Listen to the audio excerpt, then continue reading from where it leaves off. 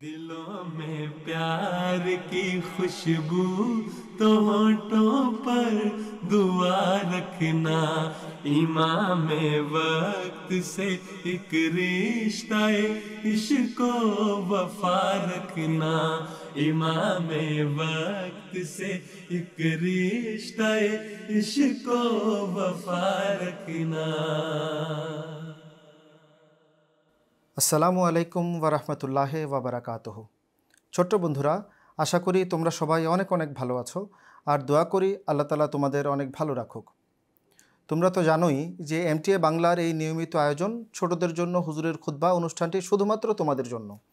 আর আমাদের মূল উদ্দেশ্য হচ্ছে আমরা যেন নিজেরা আলোচনার মাধ্যমে হুজুরের খুতবাকে আরেকটু সহজ করে বুঝতে পারি আর নিজেদের জীবনে এটার উপর আমল করতে পারি। আলোচনার জন্য আজকে তোমাদের মধ্য থেকে আমাদের সাথে আছেন দুজন বন্ধু, একজন দিয়ান আল মাহাদ আর একজন হচ্ছে মাসরুর আহমেদ। আসসালামু আলাইকুম ওয়া রাহমাতুল্লাহ উস্তাদ জি। ওয়ালাইকুম আসসালাম ওয়া রাহমাতুল্লাহি ওয়া বারাকাতুহু। কেমন আছো তোমরা? আলহামদুলিল্লাহ উস্তাদ জি, আমরা ভালো আছি। আপনি কেমন আছেন? আল্লাহ তাআলার অশেষ কৃপায় আমিও ভালো আছি।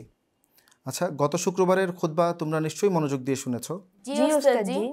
তোমরা তো জানোই আজকে আমরা গত 29শে নভেম্বর 2024 তারিখের খুতবাটি নিয়ে আলোচনা করব। আর শুরুতেই আমি জানতে চাই হুজুর কোন বিষয়ের উপর খুতবা প্রদান করেছিলেন? ওস্তাদ জি, আমাদের প্রিয় হুজুর হুদায়বিয়ার অভিযান সম্পর্কে আলোচনা করেছেন। বয়াতে রিজওয়ানের পরবর্তী ঘটনাগুলো উল্লেখ করেছেন। এছাড়া হুদায়বিয়ার সন্ধি এবং এমন কিছু ঘটনা হুজুর বলেছেন যার থেকে হযরত আবু বকর রাদিয়াল্লাহু আনহুর দূরদর্শিতা এবং মহানবী সাল্লাল্লাহু আলাইহি সাল্লামের প্রতি সাহাবীদের ভালোবাসা ও আনুগত্যের চিত্র ফুটে ওঠে। ঠিক, আনুগত্য আর এতায়াত এটা হচ্ছে ইসলামের মৌলিক একটা বিষয়। আর অনুষ্ঠানের এ পর্যায়ে চলো আমরা হুজুরের খুতবার একটা চুম্বক অংশ দেখে আসি, ঠিক আছে? जब आप सल्लल्लाहु अलैहि वसल्लम ने ये आयात सहाबा को सुनाई तो चूँकि बाज़ सहाबा के दिल में अभी तक सुलह हुदैबिया की तलखी बाकी थी, वो हैरान हुए कि हम तो बज़ाहिर नाकाम होकर वापस जा रहे हैं और खुदा हमें फ़तह की मुबारकबाद दे रहा है। हत्ता कि बाज़ सहाबा ने इस किस्म के अल्फाज भी कहे कि क्या ये फ़तह है कि हम तवाफ़ बैतुल्लाह से महरूम होकर वापस जा रहे हैं। हज़रत सल्लल्लाहु अलैहि वसल्लम तक ये बात पहुँची तो आपने बहुत नाराज़गी का इज़हार फरमाया और एक मुख्तसर सी तकरीर में जोश के साथ फरमाया, ये बहुत बेहुदा एतराज़ है, क्योंकि गौर किया जाए तो वाकई हुदैबिया की सुलह हमारे लिए एक बड़ी फ़तह। फरमाया कि कुरैश जो हमारे ख़िलाफ़ मैदान जंग में उतरे हुए थे, उन्होंने ख़ुद जंग को तर्क करके अमन का मुआहदा कर लिया और आइंदा साल हमारे लिए मक्के के दरवाज़े खोल देने का वादा किया है और हम अमन व सलामती के साथ अहले मक्का की फितना अंगेज़ियों से महफूज होकर आइंदा फतूहात की खुशबू पाते हुए वापस जा रहे हैं। बस यकीनन ये एक फ़तह अज़ीमुश्शान फ़तह है। क्या तुम लोगों इन नज़ारों को भूल गए कि यही कुरैश उहद और अहज़ाब की जंगों में किस तरह तुम्हारे ख़िलाफ़ चढ़ाइयाँ कर कर के आए थे और ये ज़मीन बावजूद फराखी के तुम पर तंग हो गई थी और तुम्हारी आँखें पथरा गई थी और कलेजे मुँह को आते थे, मगर आज यही कुरैश तुम्हारे साथ अमन व अमान का मुआहदा कर रहे हैं। साहबा ने अर्ज़ किया, या रसूलल्लाह सल्लल्लाहु अलैहि वसल्लम, हम समझ गए जहाँ तक आपकी नज़र पहुँची है वहाँ तक हमारी नज़र नहीं पहुँचती, मगर अब हमने समझ लिया है कि वाकई ये मुआहदा हमारे लिए एक भारी फ़तह है। বন্ধুরা, এতক্ষণ আমরা হুজুরের খুতবার একটা চুম্বক অংশ দেখে আসলাম, কিন্তু তোমাদের মনে রাখতে হবে তোমরা কিন্তু পুরো হুজুরের খুতবাটা মনোযোগ সহকারে শুনবে, ঠিক আছে? এই পর্যায়ে আমি তোমাদের কাছে জানতে চাই যে বায়াতে রিজওয়ানের পরে কি হয়েছিল, তোমাদের কি এটা জানা আছে? হ্যাঁ ওস্তাদ জি, সুহাইল বিন আমর নামে একজন ব্যক্তি মুসলমান ও কুরাইশদের সন্ধি চুক্তি করতে মহানবী সাল্লাল্লাহু আলাইহি সাল্লামের কাছে গিয়েছিলেন। আর মুহাম্মদ সাল্লাল্লাহু আলাইহি সাল্লাম দূর থেকে দেখে তাকে কি বলেছিল, তোমার মনে আছে? হ্যাঁ ওস্তাদ জি, মহানবী সাল্লাল্লাহু আলাইহি সাল্লাম তাকে দূর থেকে দেখে বলেছেন, সুহাইল আসছে, আল্লাহ চাইলে এখন বিষয়টি সহজ হয়ে যাবে। ঠিক বলেছ। দেখো, তখনকার সময়ে যে পরিস্থিতি বিরাজ করছিল, 40 থেকে 50 জন কুরাইশ মক্কা থেকে মুসলমানদের ক্ষতি করার জন্য রাতের বেলা আসে, আর মুসলমানরা তাদেরকে আটকে ফেলে।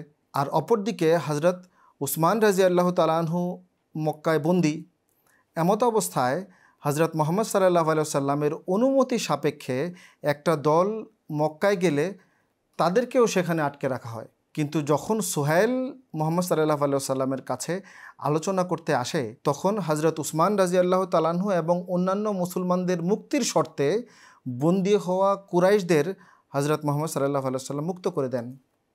বুঝতে পেরেছো? জি জি ওস্তাদ ওস্তাদ জি। জি। আচ্ছা দিয়ান, আমাকে বলতে পারো হুদাইবিয়ার সন্ধি কিভাবে লেখা হয়েছিল? জি ওস্তাদ জি। সোহাইল বিন আমর সহ কুরাইশদের প্রতিনিধি দলের সঙ্গে আলাপের পর সন্ধির সিদ্ধান্ত হয়। তখন মহানবী সাল্লাল্লাহু আলাইহি সাল্লাম হযরত আলী রাদিয়াল্লাহু আনহুকে সন্ধি লেখার দায়িত্ব দেন। একেবারে ঠিক বলেছ। আর তখন কি বিসমিল্লাহির রহমানির রহিম লেখা নিয়ে কোনো বিতর্ক হয়েছিল? জি ওস্তাদ জি। যখন প্রথমে লেখা হয় বিসমিল্লাহির রহমানির রহিম, তখন সোহাইল সেটি লিখতে বাধা দেয় এবং মহানবী সাল্লাল্লাহু আলাইহি সাল্লামের রাসূলুল্লাহ শব্দটিও লিখতে বাধা দেয়। চমৎকার। দেখো, মুসলমানদের পক্ষ থেকে এই দায়িত্বপ্রাপ্ত ছিলেন হজরত আলী রাদিয়াল্লাহু তাআলা আনহু। কুরাইশদের পক্ষ থেকে ছিলেন সোহেল বিন আমর। যখন হজরত মোহাম্মদ মুস্তাফা সাল্লাল্লাহু আলাইহি সাল্লামের পক্ষ থেকে আলী রাদিয়াল্লাহু তাআলা আনহু বিসমিল্লাহির রহমানির রহিম লিখে, তখন সোহেল আপত্তি করে আর বলে যে রহমান আর রহিম তো আমরা জানি না, শুধু বিসমিকা আল্লাহুম্মা এতটুকু লিখতে পারো। তো হজরত মোহাম্মদ সাল্লাল্লাহু আলাইহি সাল্লামের সাহাবীরা এই ব্যাপারে মনক্ষুণ্ণ হয় আর তারা এটা লিখতে রাজি হয় না। কিন্তু মোহাম্মদ সাল্লাল্লাহু আলাইহি সাল্লাম ওনাদেরকে বুঝান এবং এটি লিখতে বলেন। আর এরপর বলেন যে এই চুক্তি লেখা হচ্ছে হজরত মোহাম্মদ মুস্তাফা সাল্লাল্লাহু আলাইহি সাল্লামের পক্ষ থেকে। এই কথা শোনার সাথে সাথে সোহেল বিন আমর বলে যে আমরা তো আপনাকে আল্লাহ রসুল বলে মানি না, আপনি শুধু এতটুকু লিখতে পারেন যে মোহাম্মদ বিন আবদুল্লাহ। হজরত আলী রাদিয়াল্লাহু তাআলা আনহু এই কথা শুনে রেগে যায় আর বলে আমি এই লেখা মুছতে পারবো না। হজরত মোহাম্মদ সাল্লাল্লাহু আলাইহি সাল্লাম নিজের হাতে সেই কাগজ নেন আর তারপর সেখানে হজরত মোহাম্মদ সাল্লাল্লাহু আলাইহি সাল্লাম নিজের হাতে মোহাম্মদ বিন আবদুল্লাহ লিখেন। আর 10 বছরের জন্য হুদাইবিয়ার সন্ধির এই চুক্তি স্বাক্ষরিত হয়। বন্ধুরা, অনুষ্ঠানের এই পর্যায়ে চলো আমরা তোমাদের পাঠানো ভিডিও বার্তাগুলো দেখে আসি।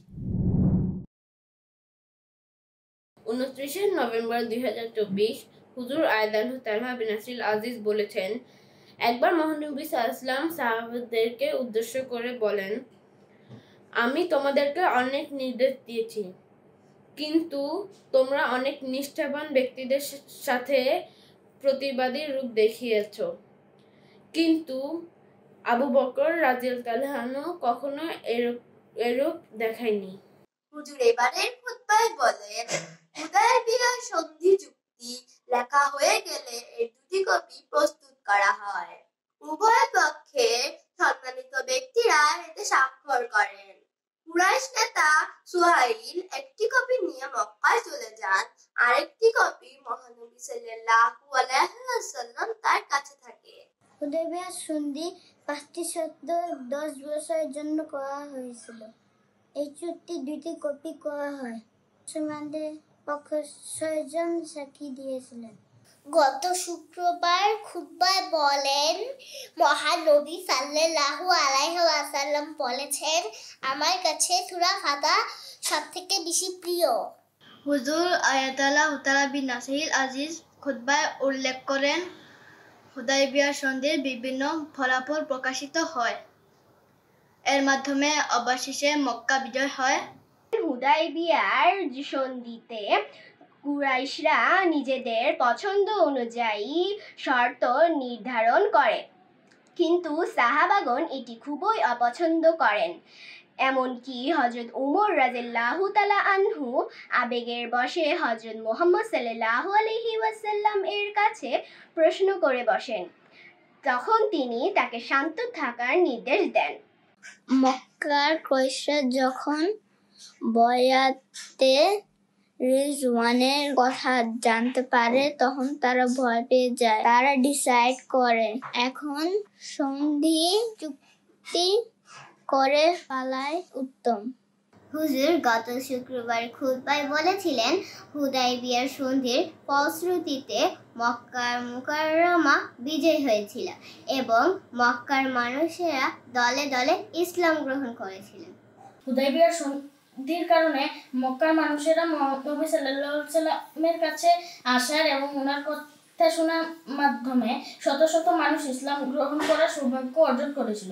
হুদায়বিয়া থেকে ফেরার পথে মহানবী সাল্লাল্লাহু আলাইহি ওয়াসাল্লাম এক রাতে সাহাবীদের একত্রিত করে বলেন, আজ রাতে আমার প্রতি একটি সূরা অবতীর্ণ হয়েছে যেটি পৃথিবীর সবকিছুর চেয়ে আমার বেশি প্রিয়।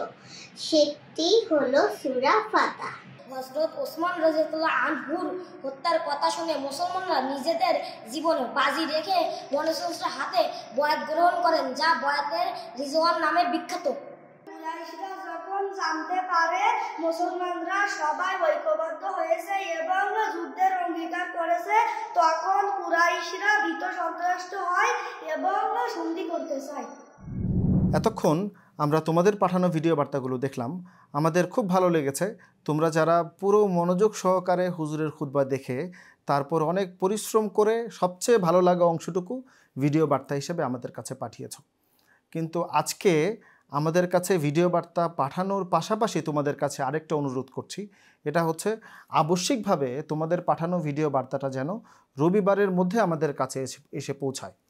নতুবা যদি এর পরে তোমরা পাঠাও, আর তোমাদের মধ্যে অনেকেই এমনটা করে থাকো, যদি রবিবারের পরে আমাদের কাছে ভিডিও বার্তা আসে তাহলে আমরা ইচ্ছা থাকা সত্ত্বেও মূল প্রোগ্রামে এটাকে যুক্ত করতে পারি না। তাই অনুরোধ রইল যে কোনোভাবে রবিবারের মধ্যে আমাদের কাছে ভিডিও বার্তা পৌঁছানোর। আচ্ছা ওস্তাদজি, আমি শুনেছিলাম নাকি হুদায়বিয়ার সন্ধি চুক্তি যখন লেখা হচ্ছিল তখন মুসলমানরা সন্ধির শর্তগুলোতে সন্তুষ্ট হতে পারছিলেন না। এটি কেন হলো? মুসলমানরা তো শান্তিই পছন্দ করে। ঠিক বলেছ। দেখো, হজরত মোহাম্মদ মুস্তাফা সাল্লাল্লাহু আলাইহি সাল্লামের সাহাবিরা মদিনা থেকে মক্কায় এত লম্বা সফর পাড়ি দিয়ে এসেছেন উমরা করার উদ্দেশ্যে, আর আল্লাহ তাআলার পক্ষ থেকে বার্তা পেয়ে হজরত মোহাম্মদ মুস্তাফা সাল্লাল্লাহু আলাইহি সাল্লাম তাদেরকে নিয়ে এসেছেন। আর প্রতিমধ্যে কুরাইশদের মাধ্যমে পুরো মুসলমানরা বাধাপ্রাপ্ত হয়। এমনিতেই তো মুসলমানদের মনে কষ্ট দানা বেঁধে আছে, তারপর হুদাইবিয়ার যে সন্ধি লেখা হয়, তোমরা যদি সন্ধিগুলো পড়ো আর সন্ধির মধ্যে এই বাহ্যত প্রত্যেকটা জিনিস অবলোকন করো, দেখবে মনে হচ্ছে সবগুলো সন্ধির শর্ত মুসলমানদের বিপক্ষে যাচ্ছে। এর মধ্যে এমনটুক সন্ধিও রয়েছে যে লেখা আছে, কোনো মুসলমান যদি মদিনা থেকে মক্কায় যায় তাহলে মক্কাবাসী তাকে ফেরত দিতে বাধ্য থাকবে না, কিন্তু কেউ যদি মক্কা থেকে মদিনায় আসে তাহলে মদিনাবাসীর আবশ্যিকভাবে তাকে ফেরত পাঠাতে হবে। এমনভাবে অনেকগুলো সন্ধির শর্ত রয়েছে। আর হজরত ওমর রাদিয়াল্লাহু তাআলা আনহু এটা শুনে রেগেও গিয়েছিলেন। আচ্ছা ওস্তাদজি, হযরত উমর রাদিয়াল্লাহু আনহু তো একজন নিষ্ঠাবান সাহাবী ছিলেন ও খলিফা হয়েছিলেন, তাহলে কেন তিনি মহানবী সাল্লাল্লাহু আলাইহি সাল্লামকে এমন সব প্রশ্ন করেছিলেন? দেখো, সাহাবা রাদিয়াল্লাহু তাআলা আনহুম সবাই অনেক বেশি কষ্ট পেয়েছিলেন, এর মধ্যে উমর রাদিয়াল্লাহু তাআলা আনহুও অন্যতম। তিনি যখন দেখছিলেন যে হজরত মোহাম্মদ মুস্তাফা সাল্লাল্লাহু আলাইহি সাল্লাম আল্লাহ তাআলার পক্ষ থেকে নির্দেশনা প্রাপ্ত হয়ে মদিনা থেকে মক্কার উদ্দেশ্যে রওনা দিয়েছে উমরা করার জন্য, আর তারপর রাস্তায় বাধাপ্রাপ্ত হয়েছে, আর তারপর হুদাইবিয়ার সন্ধি করতে হচ্ছে, তখন বাহ্যত উনার মন একেবারে ভেঙে টুকরো টুকরো হয়ে যায়। উনি আল্লাহ রসুল সাল্লাল্লাহু আলাইহি সাল্লামকে প্রশ্ন করে বসে, ইয়া আল্লাহ রসুল সাল্লাল্লাহু আলাইহি সাল্লাম, আমরা কি সত্যের উপর প্রতিষ্ঠিত নই? আমাদের যারা মৃত, আমাদের যারা মারা যাবে আমাদের মধ্য থেকে, তারা কি জান্নাতি? আর তাদের মধ্য থেকে যারা মারা যাবে তারা কি জাহান্নামী নয়? হজরত মোহাম্মদ সাল্লাল্লাহু আলাইহি সাল্লাম প্রত্যেকটার উত্তর দিচ্ছিলেন কেন নয়। আর তারপর বললেন হজরত ওমর রাদিয়াল্লাহু তাআলা আনহু যে আপনি কি আমাদের এই প্রতিশ্রুতি দেননি যে আমরা বাইতুল্লাহর তওয়াফ করব? হজরত মোহাম্মদ সাল্লাল্লাহু আলাইহি সাল্লাম বলেছিলেন, অবশ্যই দিয়েছি, কিন্তু এই বছরই হবে এমনটি আবশ্যিক নয়। ওমর রাদিয়াল্লাহু তাআলা আনহু একেবারে পাগলপাড়া হয়ে গিয়েছিলেন কষ্টে। আর একই কথা গিয়ে হজরত আবু বকর রাদিয়াল্লাহু তাআলা আনহুকে বলতে থাকে, আর আবু বকর রাদিয়াল্লাহু তাআলা আনহু ওমর রাদিয়াল্লাহু তাআলা আনহুকে বোঝানোর চেষ্টা করে, আর অত্যন্ত অল্প সময়ের মধ্যেই উনি নিজের সম্বিত ফিরে পায়। আর ওমর রাদিয়াল্লাহু তাআলা আনহু অনেক অনুতপ্ত হয়, আর এই বিষয়ে আল্লাহর কাছে ক্ষমা চায়, আর অনেক পুণ্যকর্ম করে। বুঝতে পেরেছ? জি ওস্তাদজি। বন্ধুরা, অনুষ্ঠানের এই পর্যায়ে চলো আমরা রুকু এবং সিজদার তাসবিহ শুনে আসি, আমাদের এক ছোট্ট বন্ধু তাল্লাহার কাছ থেকে। আসসালামু আলাইকুম ওয়া রাহমাতুল্লাহি ওয়া বারাকাতুহু। বন্ধুরা, রুকুর তসবিহ হলো সুবহানা রাব্বিয়াল আযীম, অর্থ আমার প্রভু প্রতিপালক পরম পবিত্র অতি মহান। আর সিজদার তসবিহ হলো সুবহানা রাব্বিয়াল আলা, অর্থ আমার প্রভু প্রতিপালক পরম পবিত্র অতি উচ্চ। বন্ধুরা, এই তসবিহগুলো আমরা রুকু এবং সিজদার সময় 3 বার 5 বার অথবা তার চাইতে বেশি সংখ্যায় পড়ব। আচ্ছা দিয়ান, আমার একটি ঘটনা প্রথমে খুব খারাপ লেগেছে, কিন্তু পরে ঘটনাটি আমার খুব আনন্দ লেগেছে। কোন ঘটনার কথা বলছো তুমি? আরে মহানবী সাল্লাল্লাহু আলাইহি ওয়াসাল্লাম যখন সবাইকে কুরবানি করতে ও মাথা কামাতে বলে, কিন্তু সেটি তারা কেউ পালন করেন না। তাই তো, কিন্তু পরে সবাই তো মাথা কামিয়ে ফেলেছিলেন এবং কোরবানিও করেছিলেন। সেই ঘটনাটাই তো আমার ভালো লেগেছে। দেখো, তোমরা খুব চমৎকার একটা বিষয় নিয়ে আলোচনা করছো। সেই সময়ের পরিস্থিতিটা এমন ছিল যে প্রত্যেকটা সাহাবী কষ্টে একেবারে পাগলপাড়া ছিলেন। হজরত মুহাম্মদ মুস্তাফা সাল্লাল্লাহু আলাইহি সাল্লাম বারবার বলার পরেও যখন সাহাবারা কেউ কুরবানি করছিলেন না, তখন উম্মুল মুমিনিন হজরত উম্মে সালামা রাদিয়াল্লাহু তাআলা আনহা মুহাম্মদ সাল্লাল্লাহু আলাইহি সাল্লামকে পরামর্শ দেন, ইয়া আল্লাহ রসুল সাল্লাল্লাহু আলাইহি সাল্লাম, আপনি প্রথমে নিজের পশু কুরবানি করুন এবং তারপর নিজের মাথা মুন্ডন করুন, দেখবেন সাহাবা আপনার পূর্ণ অনুসরণ করছে। যেই কথা সেই কাজ। হজরত মুহাম্মদ সাল্লাল্লাহু আলাইহি সাল্লাম যখন এমনটি করলেন, তখন সাহাবারা পাগল পাড়া হয়ে নিজেদের পশু কুরবানি করতে থাকলো আর নিজেদের মাথা মুন্ডন করতে থাকলো। এটা হচ্ছে ইতাআতের একটা উত্তম দৃষ্টান্ত, যা আমরা ইতিহাস থেকে দেখতে পাই। সর্বোপরি এই হুদাইবিয়ার সন্ধির ফলে আল্লাহ তাআলা মুসলমানদের এক সুমহান বিজয় দান করেছিলেন। বুঝতে পেরেছো তোমরা? জি ওস্তাদ জি। বন্ধুরা, দেখতে দেখতে আমরা অনুষ্ঠানের একেবারেই শেষ প্রান্তে চলে এসেছি। এখন কুইজের পালা। প্রথমেই আমাদের এই দুইজন বন্ধুর জন্য কুইজ। দেখি তোমরা কুইজের সঠিক উত্তর দিতে পারো কিনা। আচ্ছা বলো তো, হুদাইবিয়ার এই অভিযানে হজরত মুহাম্মদ মুস্তাফা সাল্লাল্লাহু আলাইহি সাল্লাম এবং তার সাহাবীরা কতদিন অবস্থান করেছিলেন? তোমাদের অপশন হচ্ছে 17 দিন, 21 দিন, 19 দিন আর 13 দিন। আচ্ছা, তোমাদের মধ্যে থেকে কে শোনাবে আমাকে? আচ্ছা, দিয়ান আল মাহাদ, তুমি বলো। 21 দিন। না, তোমার উত্তর ভুল হয়েছে। মাসরুর? ওস্তাদ জি, উত্তর 13 দিন। তোমারটাও ভুল হয়েছে। এটা হবে মুহাম্মদ সাল্লাল্লাহু আলাইহি সাল্লাম এই অভিযানে 19 দিন অবস্থান করেছিলেন। মনে থাকবে তোমাদের? জি ওস্তাদ জি। আশা করি বন্ধুরা তোমাদেরও মনে থাকবে। এবার তোমাদের জন্য দ্বিতীয় কুইজ।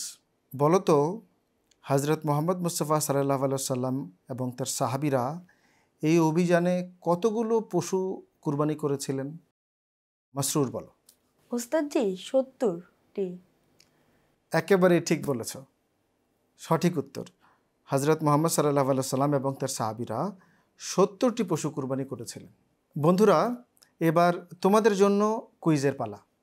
বলো তো, হুদাইবিয়ার এই অভিযানে একজন মুসলমান শাহাদাত বরণ করেছিলেন, তার নাম কি? আমাদের কাছে উত্তর পাঠানোর ঠিকানা fs4kids@mtabangla.tv। চাইলে হোয়াটসঅ্যাপেও আমাদের কাছে উত্তর পাঠাতে পারো। আমাদের হোয়াটসঅ্যাপ নাম্বার হচ্ছে 01799000026। তাহলে পরবর্তী অনুষ্ঠান দেখার আমন্ত্রণ জানিয়ে আজকের মতো এখানেই বিদায় নিচ্ছি। আসসালামু আলাইকুম ওয়া রাহমাতুল্লাহি ওয়া বারাকাতুহু। दिलों में प्यार की खुशबू तो होठों पर दुआ रखना, इमाम वक्त से एक रिश्ता इश्क वफा रखना, इमाम वक्त से एक रिश्ता इश्क वफा रखना।